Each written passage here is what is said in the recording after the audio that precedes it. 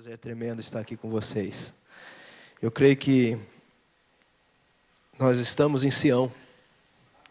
Nós já chegamos em Sião. E o nosso sumo sacerdote, Jesus Cristo, está no tabernáculo verdadeiro nesse momento, oferecendo todo o nosso louvor, toda a nossa adoração ao Rei dos Reis, ao Senhor dos Senhores, ao Senhor, o Pai Todo-Poderoso.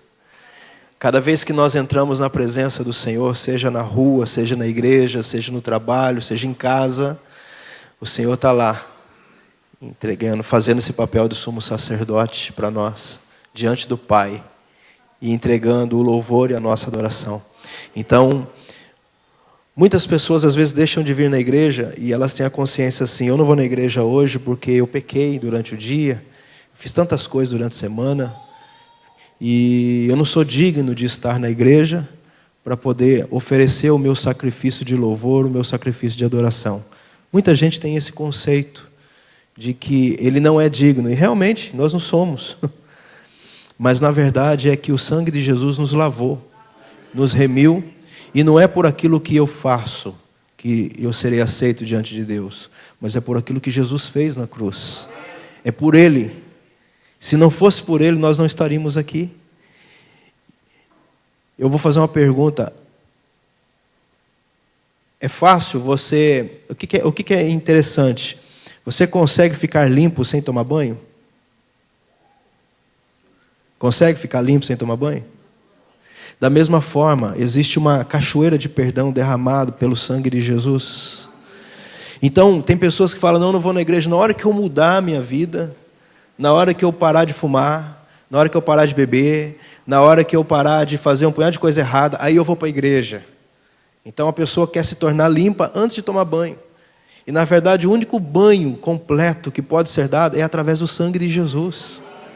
E é uma cachoeira de perdão descendo sobre nós. Então todas as vezes que o diabo tentar entrar na sua mente dizendo: você não vai hoje porque você não é digno de estar lá, é lá que eu devo estar, porque lá existe uma cachoeira, eu vou tomar banho nessa cachoeira, no sangue de Jesus, no perdão do Senhor. Ah, meu amado, é contínuo. O Senhor nos ama de tal forma. O Senhor nos ama de tal forma. Esses dias eu estava lendo bastante Paulo, porque Paulo para nós, ele é um referencial. Ele, depois de Cristo, na minha ótica, no meu conceito, Paulo, ele é o melhor homem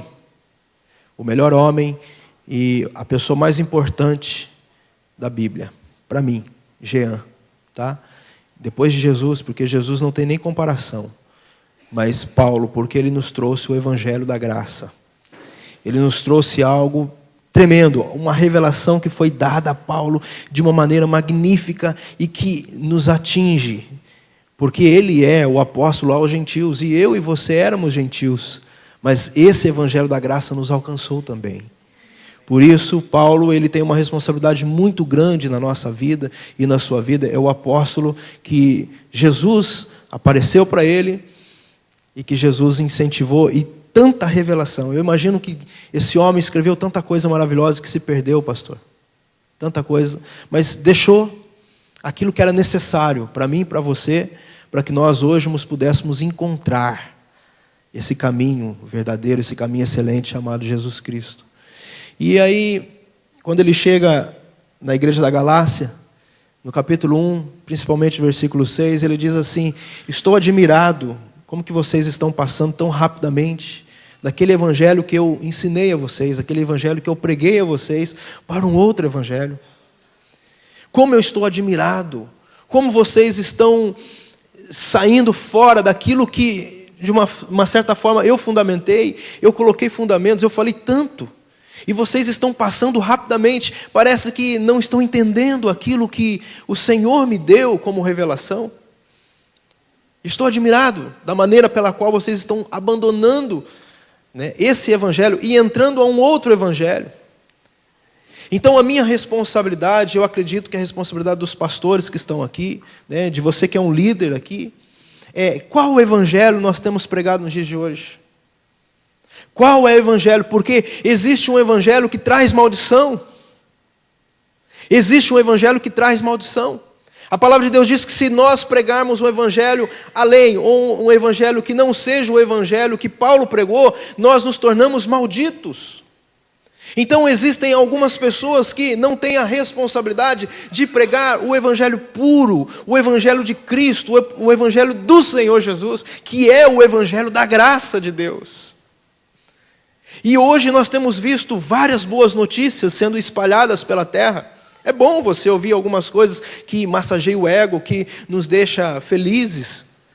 Mas o evangelho que transforma de verdade, o evangelho que liberta de verdade, é o evangelho de Cristo, é o evangelho da graça de Deus, que Paulo trouxe a mim, trouxe a você, e eu quero compartilhar um pouquinho sobre isso com você. Esse é o evangelho que liberta. E aí eu fui buscar dentro da palavra, então qual é esse evangelho que Paulo pregou, já que ele diz que ensinou um evangelho para as pessoas, e de repente as pessoas estão migrando para um outro evangelho, não um evangelho que ele pregou, mas um evangelho sutil, um evangelho que é de vãs filosofias, que tem entrado e comichado o ouvido de muita gente. Qual é esse evangelho? E esse evangelho é o evangelho da ressurreição de Cristo e de perdão dos pecados. Meu amado, eu e você fomos perdoados por Jesus na cruz do Calvário. Talvez isso para você não seja uma novidade, mas esse é o evangelho de Jesus para esses dias. O evangelho de que você era impuro, que você não valia nada, como eu também não valia nada, mas o Senhor nos resgatou, o Senhor nos amou incondicionalmente e nos colocou numa posição privilegiada. Esse é o evangelho que o Senhor tem para mim e para você essa noite. Se você for estudar o Antigo Testamento, você vai perceber um costume do sumo sacerdote. Ele entrava uma vez por ano dentro do Santo do Santo, uma vez por ano, e ele levava toda a oração, todo o pecado do povo e deixava lá. A Bíblia não diz se em algum momento Deus não aceitou aquele sacrifício. A Bíblia não nos diz isso. Eu acredito que não, porque se tivesse acontecido, Deus tinha bradado e os profetas, os escritores da época tinham escrito. Mas todas as vezes que aquele sumo sacerdote entrava no Santo do Santo para oferecer o pecado do povo, e por expiação, o Senhor perdoava e dizia para aquele sumo sacerdote: volta para lá e avisa eles que eles estão perdoados durante 1 ano. É temporário. Mas num ano, o prazo de validade do pecado era 1 ano.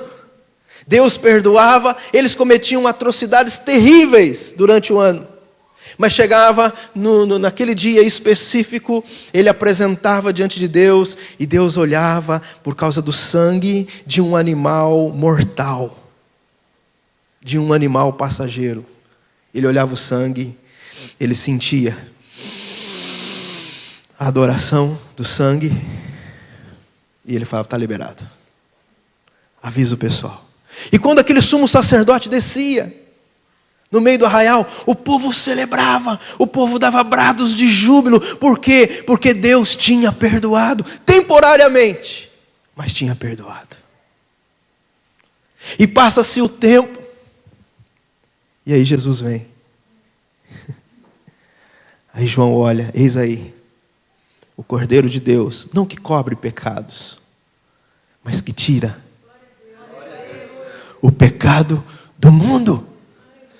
João teve a maior revelação que um homem natural teve. João teve, ele diz: eis aí esse homem, ele é aquele que tira o pecado de uma vez por todas do mundo.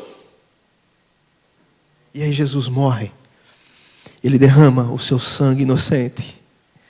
E a palavra de Deus diz que Ele nos perdoa de todos os pecados, todo o escrito de dívida que era contrário a nós, toda acusação que era contrária a nós, tudo aquilo que nos condenava, tudo aquilo que nos colocava diretamente à perdição eterna. Jesus foi lá, Ele rasgou, Ele cortou essas cédulas que eram contra nós e cravou com Ele na cruz. E eu digo: você foi perdoado para sempre, porque Jesus Cristo nos redimiu.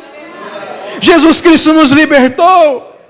Essa era a mensagem de Paulo. Paulo chegava entusiasmado nos lugares, ele diz: ei, você está perdoado, cara, você está perdoado. Jesus perdoou os seus pecados. Não, eu sou um cara pecador, eu sou um mísero homem, mas é para você mesmo que Ele veio te salvar, Ele veio perdoar você, Ele veio mudar a tua história. Isso era o evangelho de Paulo.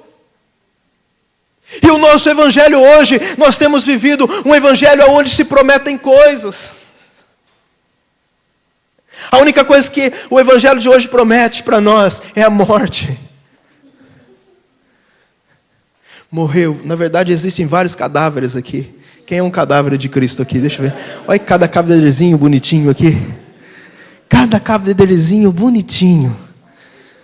Você está morto, filho. Você foi crucificado juntamente com Ele. Você também já ressuscitou juntamente com Ele. Está sentado nas regiões celestiais.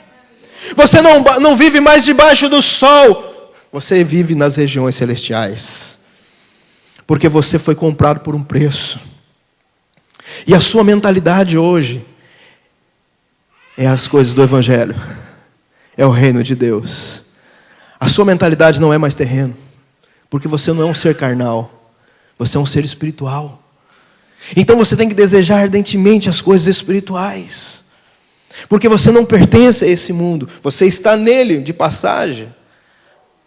Mas você não é desse mundo. Assim como eu também não sou. Nós pertencemos ao reino do Senhor. Talvez tudo que eu estou dizendo aqui é algo que você está cansado de ouvir. Mas é algo que você precisa ouvir todos os dias. Para que você possa compreender o que Jesus fez por você. O que Jesus fez por mim. O que Jesus fez pela nossa vida. Nós não valíamos nada. E Ele entregou tudo que tinha. Para que eu e você pudéssemos hoje estar juntamente com o Pai. E nos colocou numa posição privilegiada. Quando eu olho para o Antigo Testamento também, eu vejo, aquele sacerdote colocando a mão naquele cordeirinho e transferindo o pecado dele para aquele cordeiro. E é uma troca interessante, porque ele colocava a mão sobre a cabeça daquele animalzinho e todo o pecado. Olha que utopia, gente. Vamos colocar aqui, olha que utopia. E funcionava, porque era estabelecido por Deus.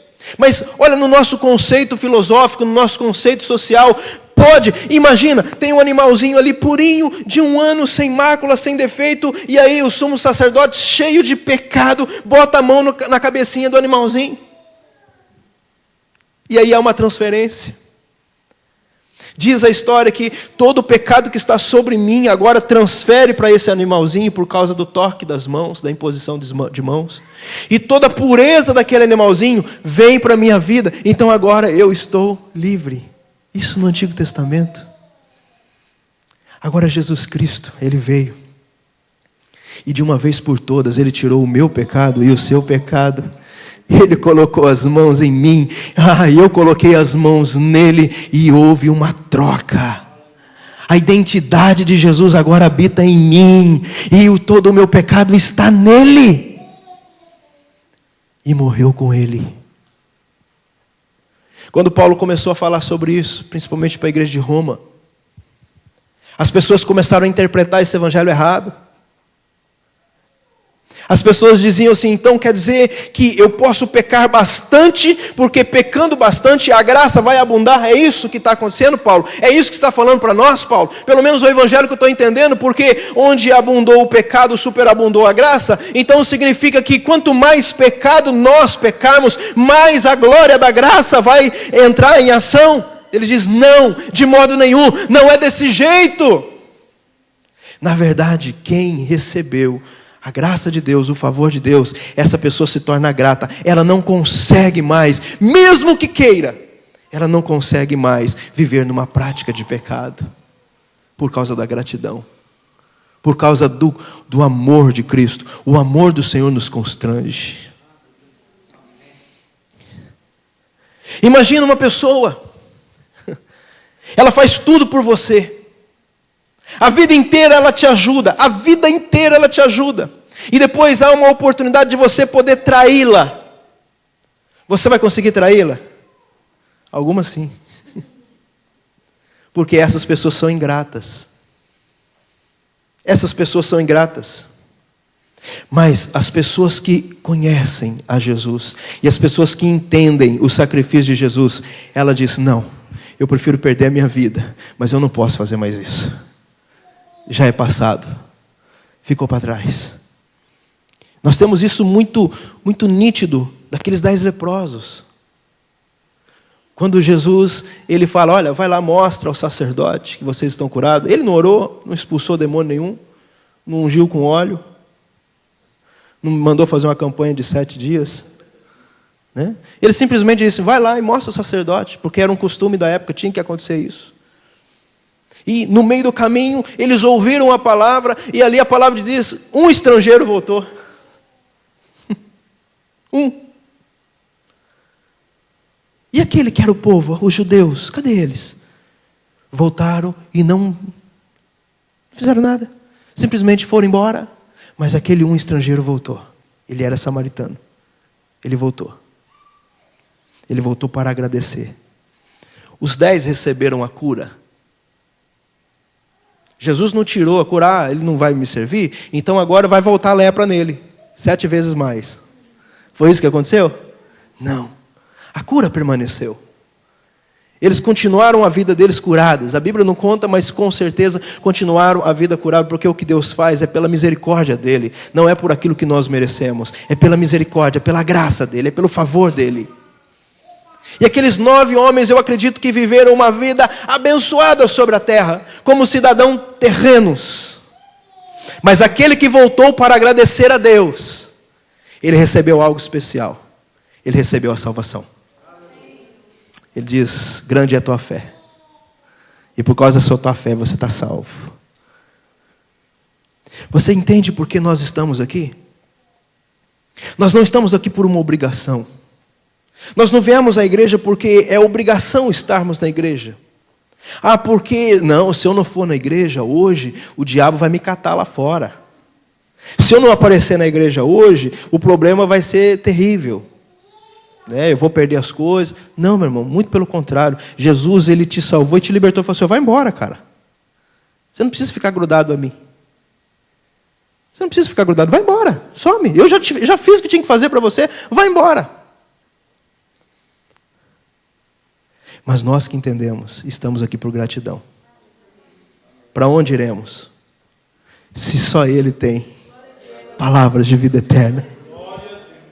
Então o fato de nós estarmos aqui, o fato de nós adorarmos aqui, o fato de nós contribuirmos aqui, o fato de nós fazermos o que fazemos aqui como um ritual, não é uma obrigação, mas é algo de compreensão. Eu entendo porque eu estou aqui, porque eu sou grato a Ele, eu sou grato a Ele. Você poderia entregar todos os seus bens aqui nesta manhã, você poderia entregar a sua melhor canção essa manhã, você poderia fazer o melhor aqui essa manhã, mesmo assim não seria suficiente para poder simplesmente nem tentar comparar aquilo que Jesus fez.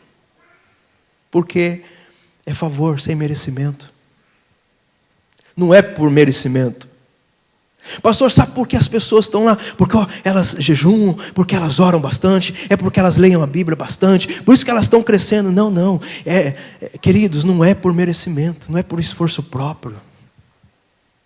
Mas pastor, então quer dizer que eu vou viver uma vida? Não, também você não está entendendo o Evangelho.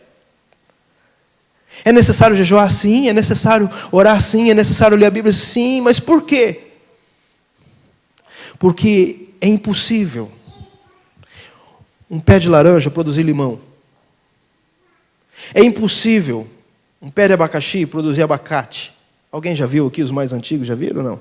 Um abacaxizeiro produzir mexerica? E é muito interessante, né? Alguém já viu aqui um pé de laranja, na hora que você chega perto, uns limãozão bonito, galego? Melancia. Pensou melancia no pé de jaca? Eu vou colher uma jaca, chega lá, tem uma melancia. Né? Só um milagre, né? Interessante isso, né? Da mesma forma, é impossível uma nova criação em Cristo Jesus voltar à vida velha. Porque aquele que é de Deus, ele começa a produzir coisas maravilhosas da parte de Deus, e é natural. E eu não consigo entender um pé de laranja dizendo, vai laranja, nasce agora! Tá! Aquela dificuldade, né? Nossa, deu o que fazer para nascer uma laranja aqui. Agora lá, do lado esquerdo, outra laranja. Tá! É naturalmente. Não é naturalmente? Da mesma forma, para você viver uma vida em Deus, ler a palavra, jejuar, buscar a palavra, é natural para um crente em Jesus Cristo. Não é um esforço.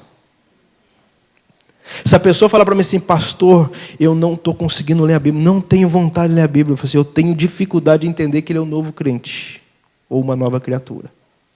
Porque isso é natural do cristão. A partir do momento que nós nos tornamos uma nova criação, ou seja, você era um zambujeiro feio. Fala, figueira brava. Oliveira brava. Fala para ele, isso era uma coisa que não valia nada. Pode falar, fala para ele. Pode falar, não tem vergonha não. Posso, né, pastor? Posso falar, né?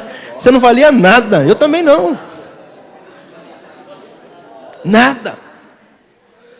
Mas nós somos enxertados aonde? Aonde que nós somos enxertados? Na videira. Nós somos enxertados. Então agora a seiva dessa videira passa em mim. O que está nele agora é a natureza em mim. Não é mais eu que vivo. Por isso que Paulo diz, não sou eu mais quem vivo. Eu não consigo mais produzir coisas de mim mesmo. Eu só consigo produzir coisas da verdadeira. Da seiva que vai passar em mim. Então as suas obras agora não é mais sua. É dele. Em você. Por isso que você é uma bênção por onde você passa. Por isso que você é uma bênção por onde você passa. Ah, meu amado. Eu estava conversando com o pastor ali um pouquinho. É o momento da ceia aqui hoje também, né? Hoje também nós temos a ceia lá. E que momento mais especial de nós estarmos na casa do Senhor. Todos os dias são especiais. Mas aqui é um momento tão maravilhoso porque nós discernimos o corpo e o sangue do Senhor. A palavra de Deus diz que essa questão de tomar a ceia indignamente não está falando de pecado. Porque é interessante, se fosse pecado, Coríntio era a única igreja que não poderia tomar ceia. E ele ensina essa ceia para quem? Justamente para a igreja depravada. Tinha que ser uma igrejinha melhorzinha, né? Vamos pegar assim, ó, vamos escolher aí de todas as igrejas que tem. Vamos, quem sabe a Tessalônica, né? Vamos colocar ali. A Laodiceia também não, né? Paulo escreveu uma carta a Laodiceia, mas essa carta sumiu. Só que daí Jesus falou assim, não, peraí. Eu tenho que deixar essa carta de alguma maneira visível. E aí João tem a inspiração do Apocalipse. E ali ele vê ele vê a igreja de Laodiceia. Então você percebe lá em Colossenses, você vai perceber que Paulo fala, olha, eu quero que você leia a carta de Colossenses para eles e eles para vocês. Mas cadê essa carta? Só que um pouquinho que nós lemos ali na Revelação em Apocalipse, a gente percebe como aquela igreja está vivendo. E ela é bem atual.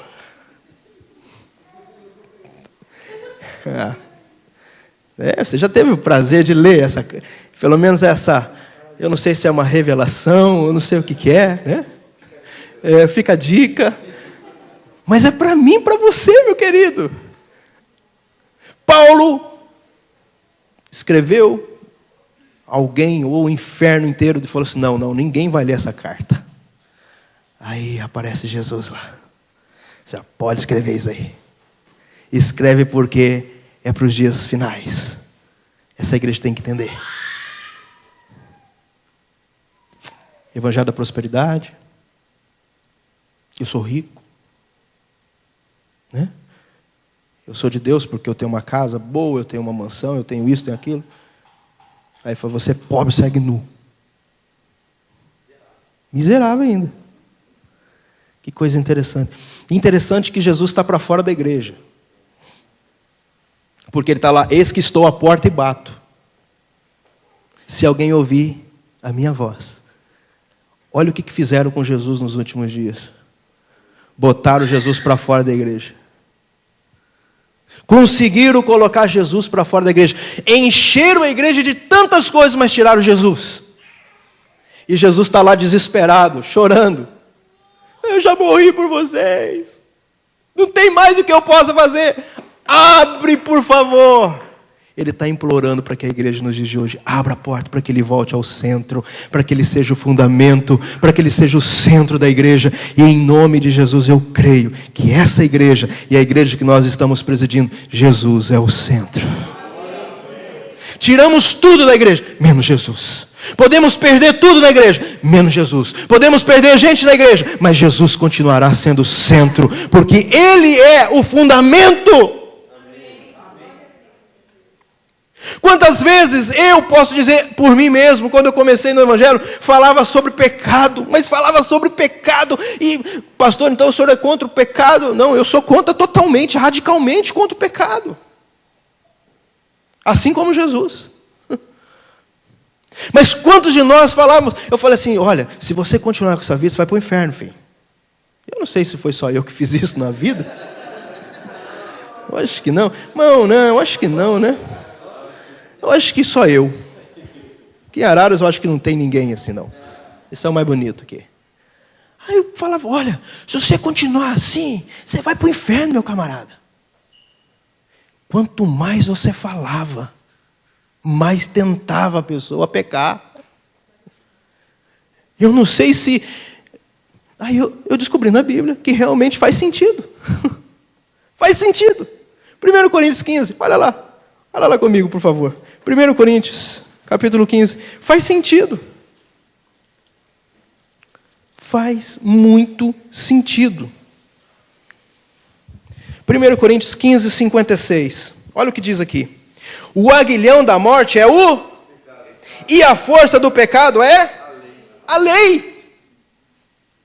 A força do pecado é? A lei. Quanto mais lei, mais forte fica o pecado. Quanto mais você vai tentar colocar lei para uma pessoa, mais o pecado vai ter força, e muito mais a pessoa vai pecar. Olha o exemplo. Um grupo de pessoas que estão caminhando na rua, malandro, passa numa rua, e de repente tem uma vidraça enorme. Um pouquinho mais abaixo, tem uma placa gigantesca escrito assim, ó, não atire pedras, por favor. Qual vidraça vocês acham que eles vão atirar pedra? A força do pecado é a lei. Pastor, então quer dizer que nós não vamos pregar mais sobre o pecado? Não, prega sobre Jesus. Fale sobre Jesus.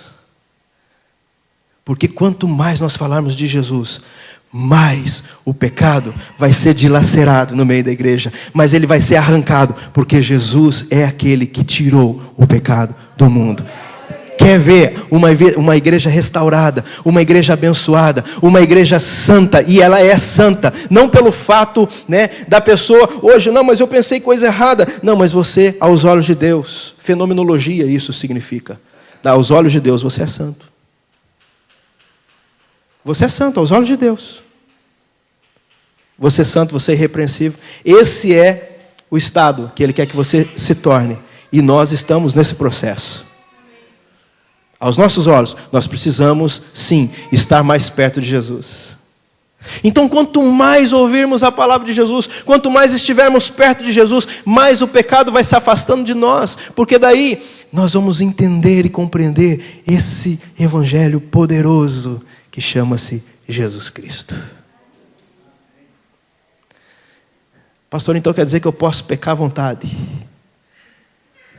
Vai.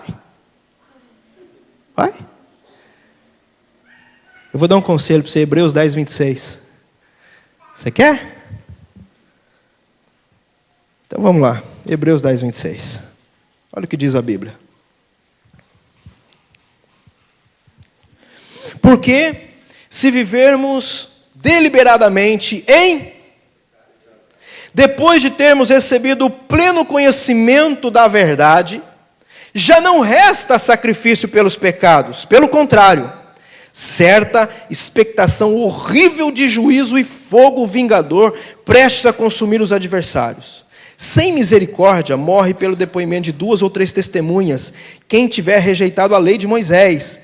De quanto mais severo castigo julgai vós, será considerado digno aquele que calcou aos pés o Filho de Deus e profanou o sangue da aliança, com o qual foi santificado e ultrajou o Espírito da graça? Olha o que o escritor está dizendo. Olha o que o escritor está dizendo. Jesus veio, Ele liberou e Ele perdoou os meus pecados, todos os meus pecados. Quem é livre aqui? Deixa eu ver, aleluia, deixa eu ver. Meu irmão, até aquele pecadinho que está escondido, de estimação que você tem, aquela também já foi para o espaço. Até o de amanhã. Aqui, glória a Deus, Ele me deu essa deixa. Você sabia que o sacrifício de Jesus, ele é contínuo? Ele perdoou os pecados do passado, Ele perdoou os pecados do presente, e Ele perdoou os pecados que ainda você nem pensou em cometê-los.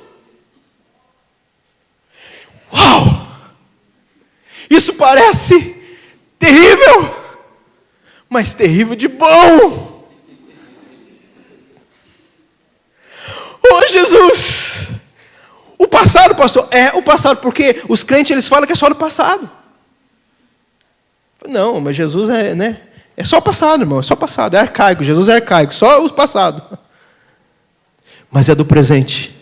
E aquele que você nem imaginou na vida pecar ainda, Ele já perdoou, já está pago lá na conta. Ele é o alfa e o ômega, o princípio e o fim. Já está tudo perdoado. Fala para o teu irmão assim, está tudo perdoado, meu irmão. E é aqui que entra o ponto. Pastor, né? Se tem umas mentes brilhantes aqui no nosso meio, ele vai dizer, pastor, o senhor tem certeza que o senhor está falando um trem desse? Ah, pastor, sério? Agora vai. Agora o negócio vai ferver. Ó, você viu? Irmão, você é testemunha.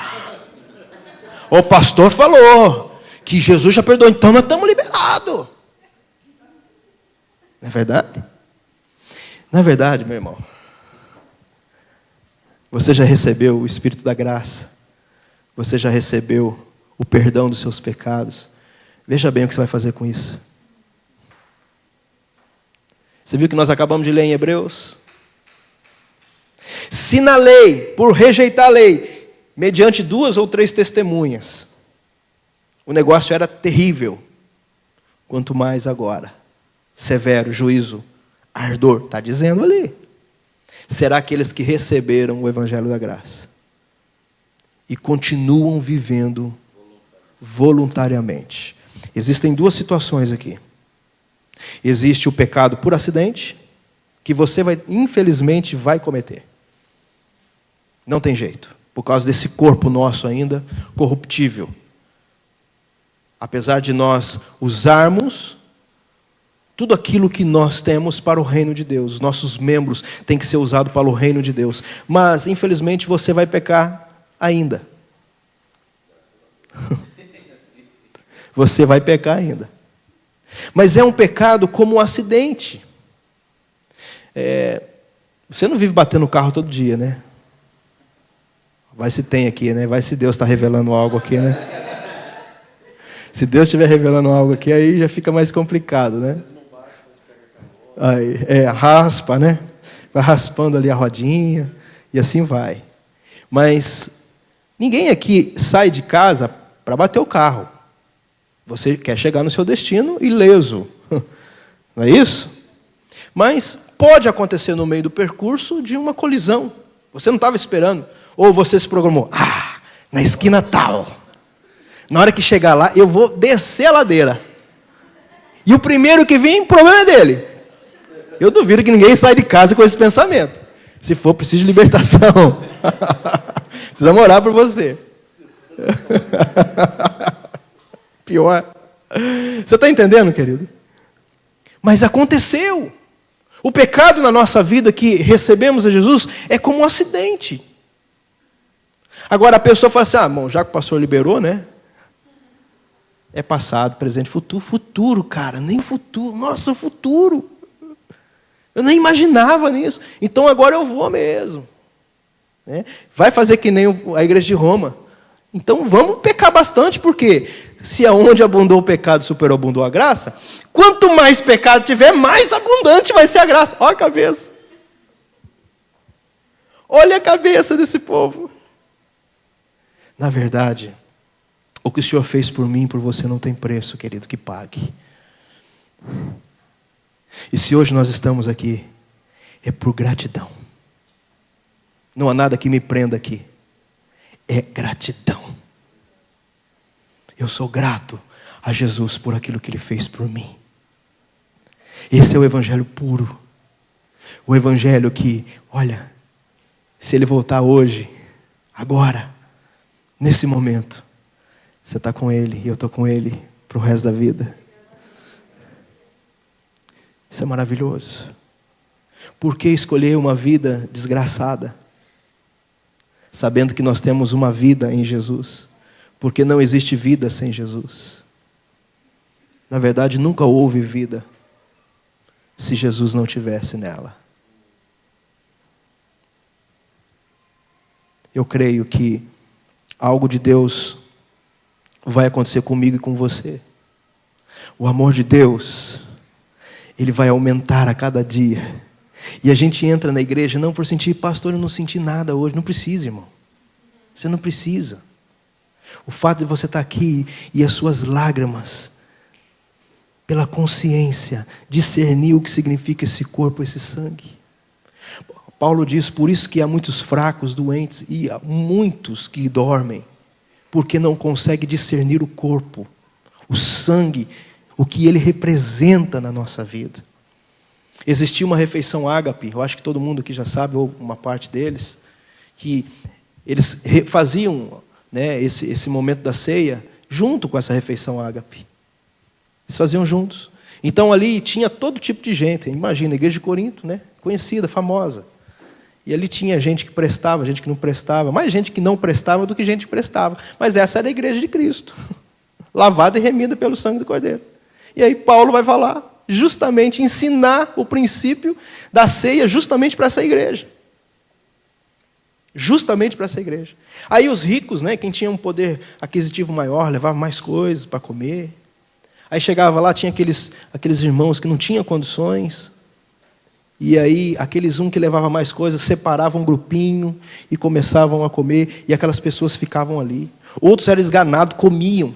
Eles deixavam de comer em casa para comer na igreja. Aleluia! Aleluia! Né?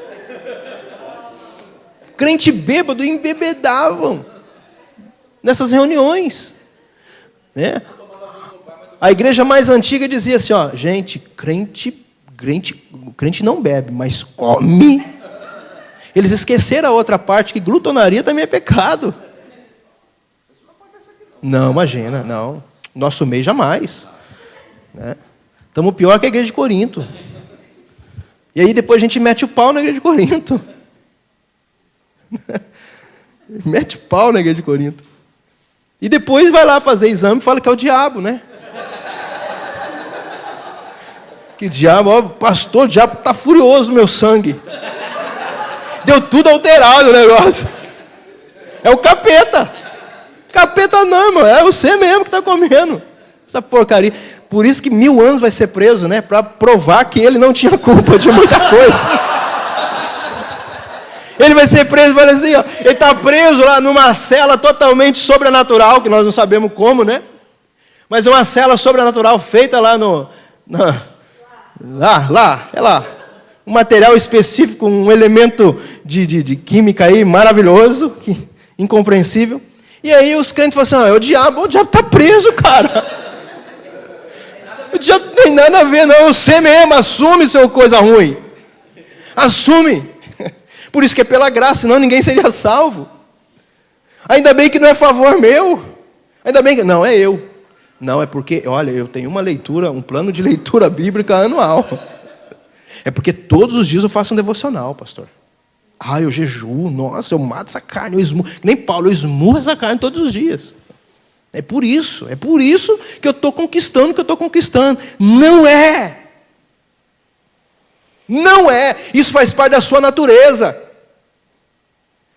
O jejum, a oração, a leitura da palavra, o devocional, isso faz parte do novo homem. Isso é natural, isso tem que brotar naturalmente. Se não está brotando naturalmente, meu irmão, vai sondar a raiz. Será que foi enxertado mesmo? Ficou lá só um cortinho, né? A seiva tem que passar, cara. A seiva tem que passar em você. A seiva, o Espírito Santo, esse Espírito que conhece a sabedoria de Deus, as profundezas de Deus, ele tem que discorrer sobre a sua vida, para que o fruto, o único fruto, apareça em você. O fruto do Espírito. Alegria, paz, amor, longanimidade ou paciência, se você preferir, benignidade, bondade, domínio próprio, mansidão e fé. Eu tenho estudado, né? Jesus era uma pessoa de paz ou não? Ele é a própria paz. Uma vez pediram para duas crianças desenharem 2 quadrinhos sobre paz. Olha, eu quero que você desenhe num quadro para mim. O que representa a paz para você? Aí uma criança foi lá e desenhou umas tempestades, umas árvores quase quebrando, né? Umas coisas assim doidas. E a pessoa lá no meio, numa rede. Do outro lado, a outra criança, ela desenhou um quadro, uma rede. Eu não sei porque tem rede nos 2 desenhos, mas tem. Uma rede. Mas lá, ó, uma calmaria total. Né? Nem a onda no mar tinha. Nem aqueles negocinhos de onda assim, né? Para quebrar. Pau, parecia um rio-mar. E aí mostraram, assim, qual é a paz que Jesus tem para oferecer? É no meio das tempestades, no meio das guerras, no meio das lutas. E ali aquela pessoa está ali, ó, tranquila, segura. Porque sabe que pode confiar em Jesus. Que o controle da vida dela está em Jesus. Então, você é uma pessoa que tem que ter paz. Fala para o teu irmão, tenha paz. Paz, mano, né? Assim, ó. Paz, mano. Paz. Paz, mano. Você é uma pessoa que tem que ter alegria. Tem uns crentes na igreja, às vezes, nossa, vou falar para você, viu? Triste. Está certo por causa do dia a dia, que vive uma situação difícil. Mas, querido, sorria. Pastor, eu não posso mentir. Não, não é mentir, não. Sorria. Chama a existência da alegria, pelo menos. Vou ficar dando risada para todo mundo. Dá risada para todo mundo. É melhor rir do que ficar triste. Você vai ver que a alegria vai entrar em você. Amor. Ame as pessoas incondicionalmente. Assim como Cristo te amou. Cristo te amou de uma maneira incondicional. Então ame as pessoas incondicionalmente. Incondicionalmente. Nós temos lá um projeto na igreja, uma república de acolhimento. Infelizmente, eu posso colocar só 4 pessoas lá. Eram pessoas que estavam na rua. Pessoas que não tinham teto, pessoas que estavam na bebida. E, gente, eu não sei se alguém aqui mexe ou já mexeu com isso. O negócio é difícil. É complicado. Sabe, muitos dos que estão na rua não querem ajuda. Eles estão lá porque eles ganham mais na rua. Tem uma liberdade falsa. Mas estão lá. E o Senhor colocou 4 pessoas que estavam lá na bebida, nas drogas, hoje estão conosco. Eu aprendi algo nesse tempo. Eu aprendi algo. Um ambiente em paz, um ambiente de alegria, um ambiente de amor, transforma a vida das pessoas. Geralmente, clínica, não sou contra isso. Cada um recebe de Deus aquilo que o Senhor colocou. Mas existem clínicas que colocam lá, tem devocional de manhã, devocional à tarde, devocional à noite, e não sei o que lá mais. O nosso não tem nada. Mas tem um ambiente de paz. E aquelas pessoas estão restauradas. 2 delas estão trabalhando. Já trabalham fora. 2 estão trabalhando na igreja. 2 que passaram por lá já trabalharam, já saíram de lá, arrumaram o trabalho e alugaram uma casa para morar. Isso não é glória para nós, isso é a glória de Deus. Então a igreja, ela tem que se preocupar com essas pessoas que estão lá, pedreiros bons.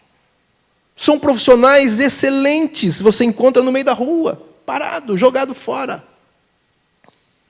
E você resgata aquela dignidade, você resgata a vida daquela pessoa por causa do amor, do tratamento, da maneira como você abraça. Jesus tinha isso. Isso tem que fluir através da sua vida.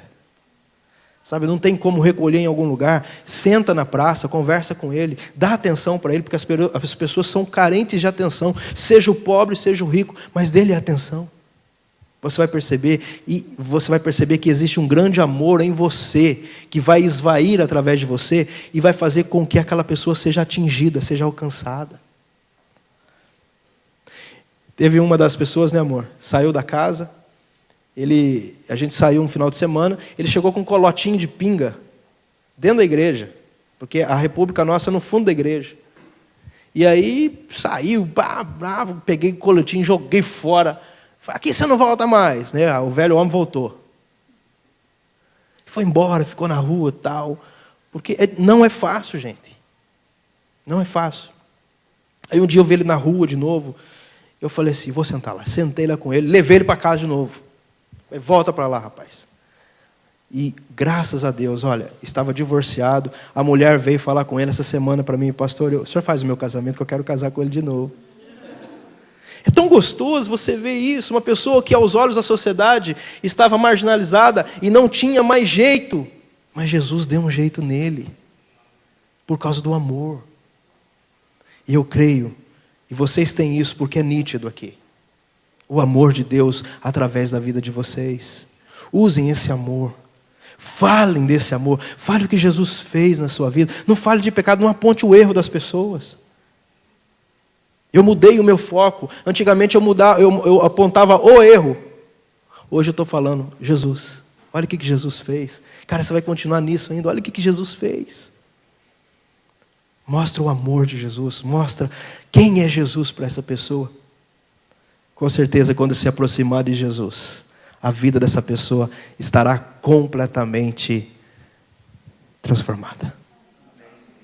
Amém, querido? Eu quero fechar, pastor, num texto que me chamou muito a atenção. Na verdade, eu vou pregar agora, né? Mas eu quero que... Não, estou brincando, viu, gente? Eu já estou pregando, viu? É que, às vezes, a gente quer ser litúrgico. Leia comigo, vamos lá, todo mundo lê, depois a gente... né? Mas, na verdade, a gente tem que ir falando que o Espírito Santo vai ministrando no nosso espírito. E eu creio que se você reteve aí já uma parte dessa mensagem, Deus vai transformar a sua vida mais e mais do que já é. Amém? Mas olha aqui, eu quero deixar um texto muito interessante, em Números. Em Números, isso me chamou muito a atenção. Talvez você já leu isso, Números 23.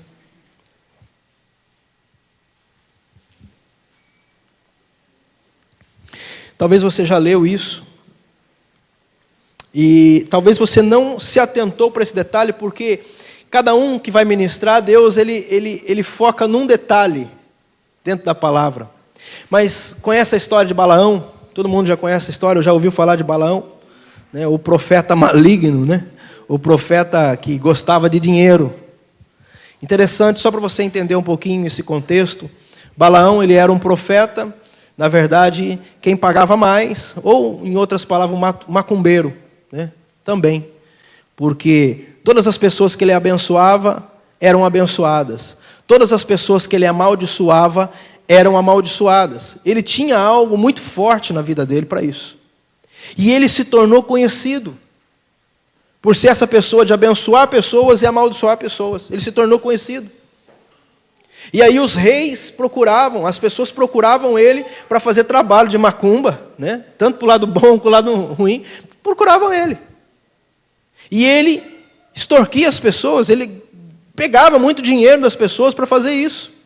Certa vez, o rei Balaque, sabendo que o povo de Israel estava saindo, estava próximo, o rei Balaque fala assim, vamos procurar Balaão. Vamos procurar Balaão. Aí mandou os mensageiros para procurar Balaão. E interessante que, quando procuraram, né, ele falou assim, eu vou perguntar a Deus para ver o que Deus acha dessa situação. Ele perguntava, ele orava a Deus ainda. Sabe, fazia mal, amaldiçoava as pessoas, mas gostava do dinheiro, mas procurava a Deus. E Deus falava com ele ainda. E aí Deus, como se Deus não soubesse de nada, falou assim, quem está aí, Balaão? Como se Deus soubesse. É igual falou com Adão lá atrás da moita, né?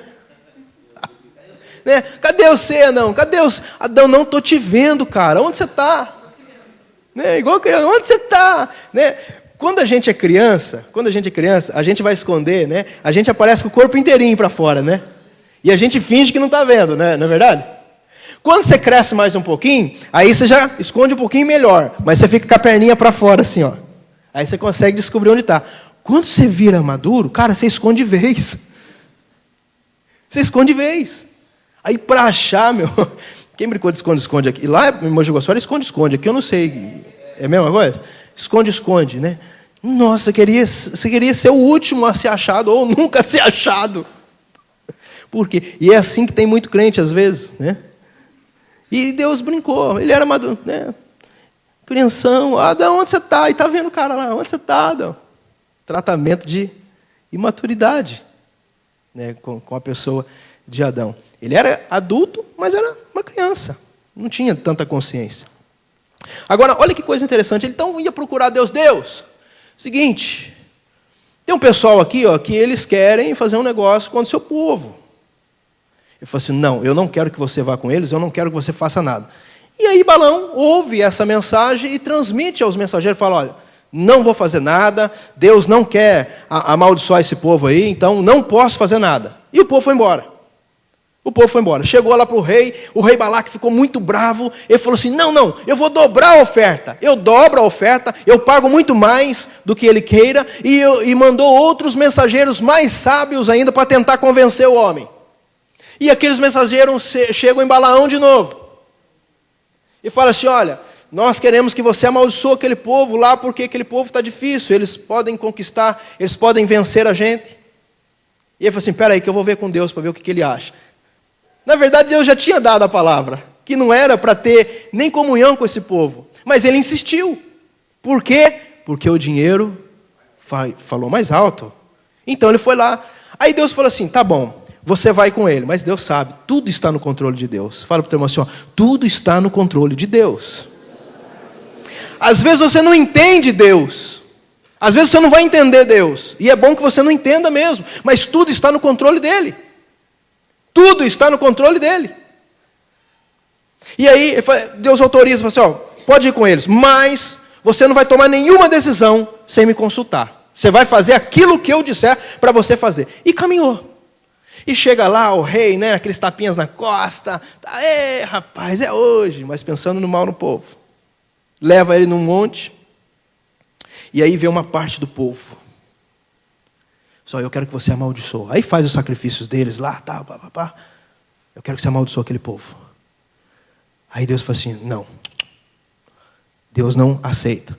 Chega a segunda vez, faz a mesma coisa numa outra montanha, uma outra parte do povo.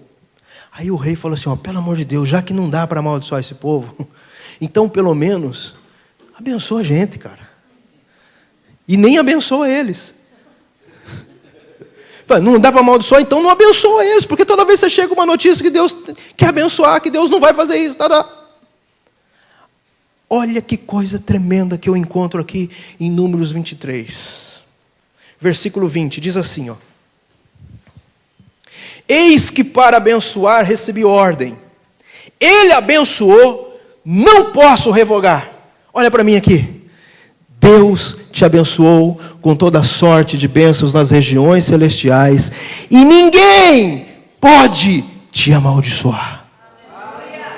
Você é abençoado, meu irmão, você é abençoada, ninguém pode te amaldiçoar, porque você foi abençoado. O cão, que fez o negócio com o pai dele, não, ele já tinha sido abençoado por Deus. Não foi ele que foi amaldiçoado, foi a outra geração, porque ele já tinha sido abençoado. Para você ter uma ideia de que Deus não muda a palavra dele não cai por terra. Você foi abençoado e ninguém pode revogar isso. Tem crente com medo de macumba. Tem crente com medo, o fulano de tal está fazendo alguma coisa para mim, deixa fazer quanto quiser, não pega em você, meu amado, você está lavado e remido pelo sangue do Cordeiro, você está protegido pelo Senhor, não tenha medo. Pastor, mas é terra vermelha. Pode ser azul, meu irmão, verde, o que quiser, você está coberto pelo sangue? Ei, quando Deus olha para você, Ele não vê você, Ele vê o Filho dele, Ele vê o sangue do Filho dele, Ele sabe que tem muita coisa ruim ali, Ele sabe que tem muita coisa ruim ali, mas Ele vê o Filho dele em você, Ele diz, Jesus está ali então, de boa. Olha o versículo 21, gente, isso daqui é tremendo. Não viu iniquidade em Jacó, nem contemplou desventura em Israel. O Senhor seu Deus está com ele, no meio dele, se ouvem aclamações ao seu. Gente, isso é tremendo. Primeiro ponto aqui no versículo 21, diz que Deus não viu iniquidade neles. Leia uns capítulos antes. Leia. Faz um estudo. Eu estou falando porque eu já fiz. Leia uns 2 capítulozinhos só. Vai. Você vai encontrar coisa terrível. Imagina o povo falando assim, nós queremos amaldiçoar eles. Eu? Não. Eu não estou vendo iniquidade nenhuma neles. Não estou vendo. Não tem iniquidade. Pega os capítulos anteriores, você vai ver o que eu estou dizendo. Como que não tinha iniquidade, meu Deus do céu? O que mais tinha era iniquidade. Mas Deus diz, eu não estou vendo. Isso é interceder por nós. Quando o diabo vem pedir autorização para tocar na sua vida, ele fala assim, não, mas não estou vendo. Que pecado? Meu filho levou. Que iniquidade? Meu filho levou. Não tem. Não tem. E segundo, eu ouço aclamações de um rei. Aleluia. Gente, Jesus não tinha vindo aqui ainda.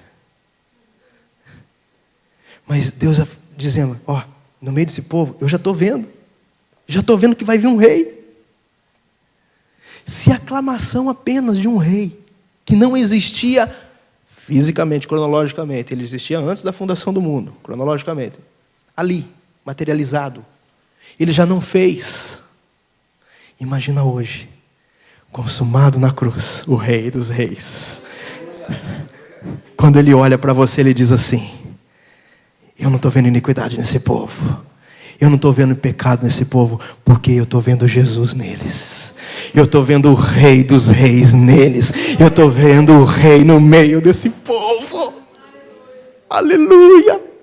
Você é imbatível, você é invencível, ninguém pode furar essa barreira. Jesus habita em você, Ele é Emmanuel. Outra coisa para fechar aqui, e eu quero que você grave isso na sua mente. A arca da aliança tipifica Cristo, tipifica Jesus. Querido, preste bem atenção, né? A arca andando no meio do povo já tipificava que um Deus viria e caminhava no meio do povo. O povo de Israel tinha a convicção de que se a arca estivesse com eles, a vitória era certa. E eu estou falando de um pedaço de madeira de acácia revestida de ouro. A madeira representa 100% do corpo humano, e a glória, o ouro representa a glória de Deus, 100% da parte de Deus ali representado no meio do povo. Deus conosco no Antigo Testamento andando em uma caixinha de madeira. E o povo sabia, a vitória é nossa. A vitória é nossa. Dentro da arca existiam 3 elementos interessantes. Você lembra dos 3 elementos que tinha ali dentro? A vara de Arão, o que mais? O maná e o que mais? E a tábua das leis.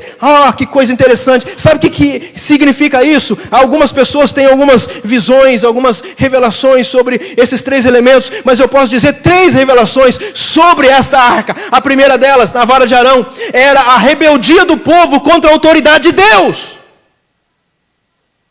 A rebeldia do povo contra a autoridade de Deus. Aquela vara floresceu. Por que floresceu? Porque o povo se rebelou contra o seu líder. Então Deus pega a rebeldia do povo e coloca dentro da arca. Pá! Aleluia.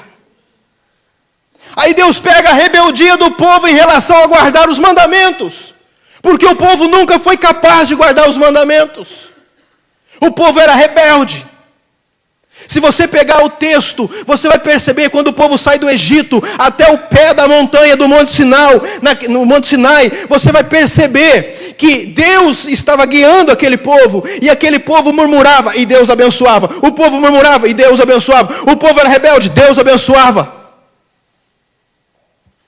O povo era ingrato, Deus abençoava. Por quê? Porque era a graça de Deus estabelecida naquele período. Mas chega num determinado momento, quando Moisés se apresenta dizendo: olha, eu vou fazer de vocês uma grande nação, e se vocês continuarem desse jeito, eu vou abençoar. Continuar de que jeito? Murmurando? Sendo rebelde? Olha a graça de Deus, olha o favor de Deus aí. Mas aquele povo diz: não, tudo que você, Moisés, mandar a gente fazer, nós temos capacidade de fazer. Saiu a graça, entrou a lei. Então quer dizer que não é o meu amor por vocês? Então quer dizer que não é a minha misericórdia, não é a minha bondade para com vocês, é porque vocês têm condições de guardar. Então tá bom, então vai ser assim. E ali Deus troca a aliança. A primeira vez,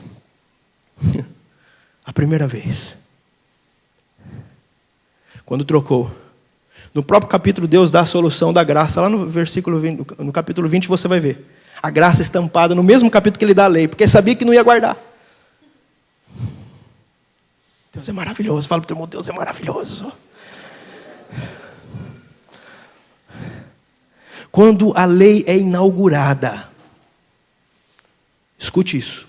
Quando a lei é inaugurada no Monte Sinai, 3.000 homens morrem. Por isso que ela é conhecida como o ministério da morte. A lei é considerada como o ministério da morte, porque ela foi inaugurada com 3.000 mortos. Você lembra em Atos 2? Quando Pedro faz o seu primeiro discurso da graça. Quantas pessoas morrem? 3.000 pessoas morrem para o mundo e vivem para Jesus. A graça é inaugurada com 3.000 pessoas salvas. Olha a diferença. Então Deus pega a rebeldia do homem nas tábuas e coloca dentro da arca. Aí ele pega o maná, a rebeldia do povo contra a provisão de Deus. Nunca está feliz, nunca está contente com aquilo que Deus dá. Então Deus pega a rebeldia do povo em relação à provisão, tudo que ele tinha dado, e coloca dentro da arca. E aí ele diz: coloca a tampa agora, fecha isso. E aí fecha com a tampa, que nós chamamos de propiciação. Se você for ler 1 João capítulo 2, diz que ele é a propiciação pelos nossos pecados. Jesus também é a tampa. E sobre a tampa tem o quê? O sangue. O sangue. Quando Deus olha para a arca agora, Deus não olha mais a rebeldia do homem, César. Deus não olha mais a rebeldia, Deus olha o sangue. Na história, teve 2 pessoas que tentaram abrir a tampa. E o que aconteceu com eles? Morreram. Não tente desenterrar aquilo que Deus já enterrou. Não tente tirar para fora aquilo que Ele já perdoou. Porque você foi lavado, você foi remido pelo sangue do Cordeiro, e você não pode mais remover isso. Já está pago, não abra tempo. Ele é a propiciação dos nossos pecados. Aleluia! Meu amado, Ele te perdoou. Ele te perdoou, Ele te ama, Ele continua te amando, porque o amor dEle não tem variação, Ele é imutável, Ele te ama. Por que continuar nessa vida, sabendo que Jesus tem uma nova vida para você? Jesus pode te ajudar. Olha, se você tentar fazer da sua maneira, como aquele povo de Israel, os hebreus, ele diz, nós temos condições de guardar, nós temos condições de fazer. Meu irmão, você não tem condições, seja específico com Deus.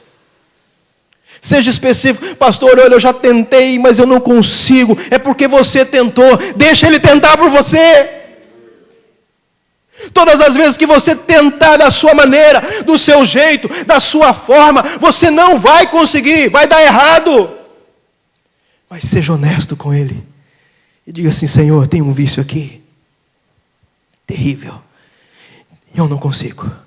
Todas as vezes eu vou tentar e eu peco, eu peço perdão ao Senhor e eu peco. Seja específico, seja honesto com Ele. Sabe o que vai acontecer? Ele vai dizer assim, agora eu vou entrar. Porque você está abrindo seu coração para mim. Porque você está dizendo a sua fraqueza para mim. E aí Paulo vem e diz, diga ao fraco, eu sou forte. Porque Jesus é a nossa fortaleza. Você vai vencer não com a sua força, não com o seu jeito, mas você vai vencer porque Jesus está em você. Amém. Você recebe essa palavra no teu coração, querido. Não deixe o inimigo roubar aquilo que Jesus fez por você. Não deixe o diabo te envergonhar. Não deixe o diabo tentar colocar coisas na sua cabeça que você não é digno de estar na igreja, que você não é digno de adorar, que você não é digno de participar da ceia. Muito pelo contrário, você foi lavado e remido pelo sangue do Cordeiro. Você pode participar da ceia. Não é o que você faz que abençoa o altar, é o altar que abençoa a sua oferta. Não é a sua oferta que vai abençoar o altar, entenda isso. Não é a sua oferta, não é aquilo que você faz que vai abençoar a oferta, é o que estava no altar que abençoou você. Jesus estava no altar, Jesus foi ali, meu irmão, sacrificado por mim e por você, para que você pudesse ter vida e vida em abundância. Aleluia, aleluia.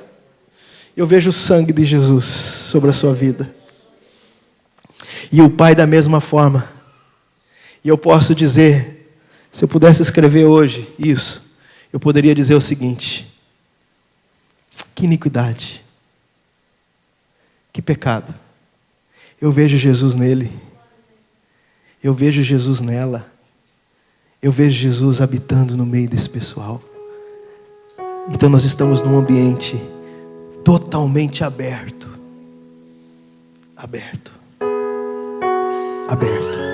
para que você possa entrar a hora que você quiser, inclusive agora, porque o Pai está lá.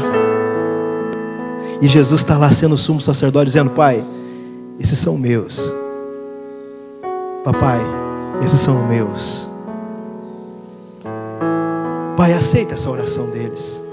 Pai, aceita esse louvor, porque eles me têm. Eles são um comigo. Assim como eu sou um contigo, eles são um comigo, Pai. Jesus está aqui. Eu não conheço a vida, eu não conheço a história. Não conheço se você veio aqui pela primeira vez ou se você já está aqui há muito tempo. Mas se tiver alguém aqui que ainda não aceitou a Jesus como Senhor e Salvador da sua vida, eu quero que você se coloque em pé.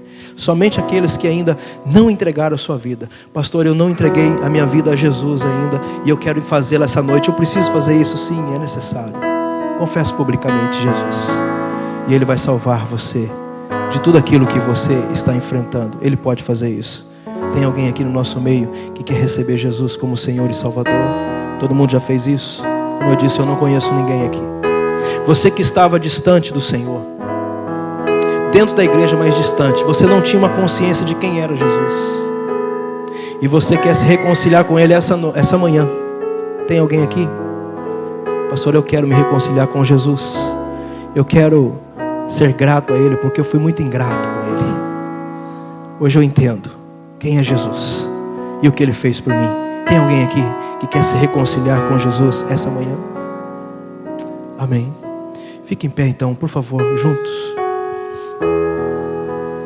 Vamos declarar isso. Exaltado. Exaltado. Canta isso a Ele, canta.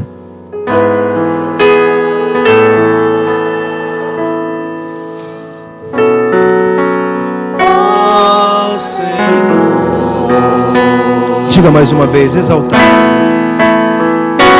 Exaltado. Você está em Sião.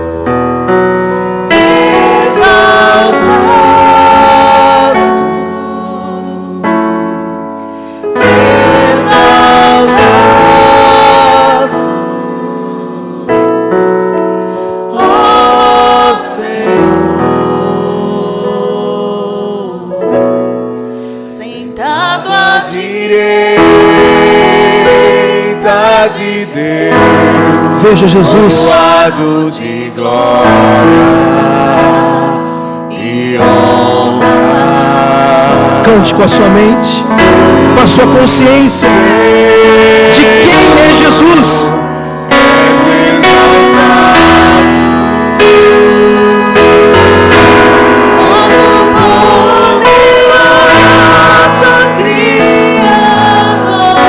Ele que era divino, e morreu por mim. Ele morreu por nós. És exaltado, ali meu nome que está sobre todo nome. Jesus,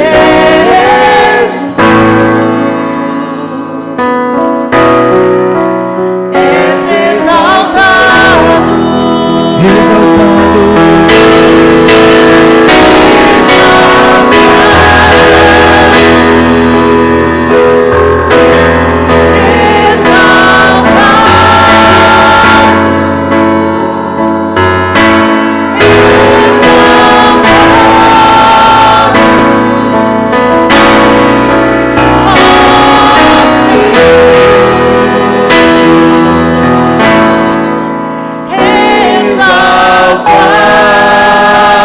Tu és exaltado. exaltado,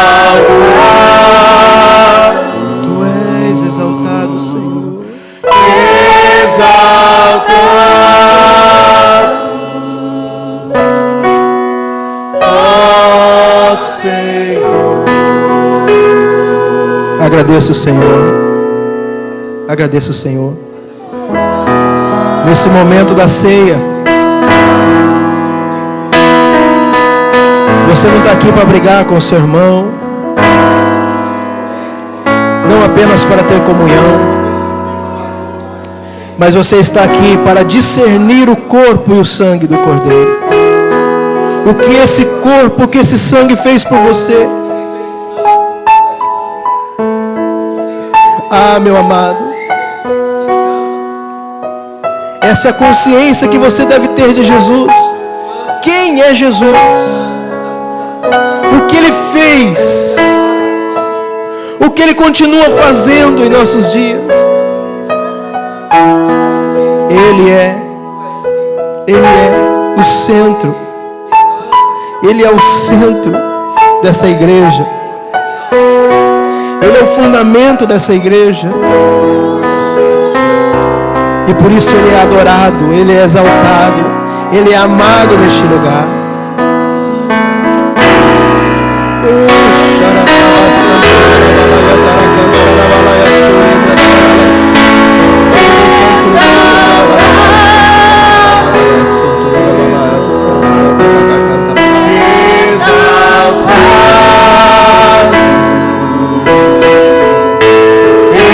Exaltado,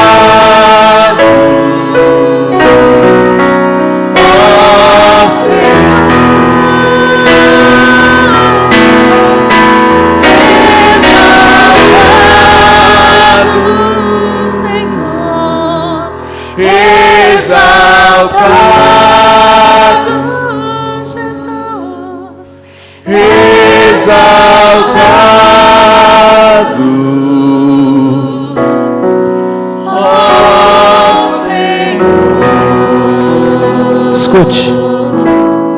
Evangelho de Lucas, não precisa abrir, só escute. Evangelho de Lucas, no capítulo 7, no versículo 41, diz assim: certo credor tinha 2 devedores. Um lhe devia 500 denários e o outro 50. Não tendo nenhum dos dois com que pagar, perdoou-lhes a ambos. Disse Jesus: qual deles, portanto, o amará mais? Respondeu-lhe Simão: suponho que aquele a quem mais perdoou. Replicou-lhe: julgaste bem. E voltando-se para a mulher, disse a Simão: vês esta mulher? Entrei em tua casa e não me deste água para os pés. Esta, porém, regou os meus pés com lágrimas e os enxugou com os seus cabelos.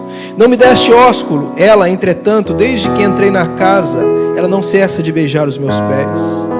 Aleluia. Não me ungiste a cabeça com óleo, mas esta com bálsamo ungiu os meus pés. Por isso te digo, perdoado-lhe são os seus muitos pecados, porque ela muito amou. Mas aquele a quem pouco se perdoa, pouco ama. Olha que coisa linda isso. Sabe como que é medido o nosso amor por Jesus? A quem muito entende que foi perdoado. Se você entendeu que Jesus te perdoou de uma tal forma, você consegue demonstrar isso na prática. Simão ali trouxe Jesus para a casa dele por causa dos milagres que ele fez. Mas uma mulher pecadora, por causa de quem Jesus era, ela sabia que não valia nada e ela se lançou aos pés dele. Enquanto Simão achava que a lei podia o cobrir, enquanto Simão achava que estava guardado e protegido, um religioso, e ele não, em nenhum momento demonstrou o seu amor por Jesus. Jesus estava na casa dele, mas Jesus não conseguiu encontrar nada de bom ali, porque a religião o cegava, a religião o cercava. Mas aquela mulher sabia que ele era o Messias. Aquela mulher sabia que Jesus era Jesus. E ela começou a demonstrar o seu amor, sendo grata a Jesus por tudo. E aí Jesus disse: olha, essa mulher, ela entendeu que ela foi muito perdoada. Essa mulher entendeu que ela foi muito perdoada. Por isso ela está demonstrando esse amor.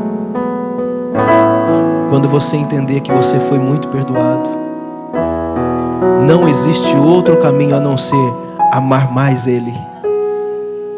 Amar mais Ele. Aleluia. Por isso que nós estamos aqui nesse domingo, porque nós entendemos o quanto Ele nos perdoou.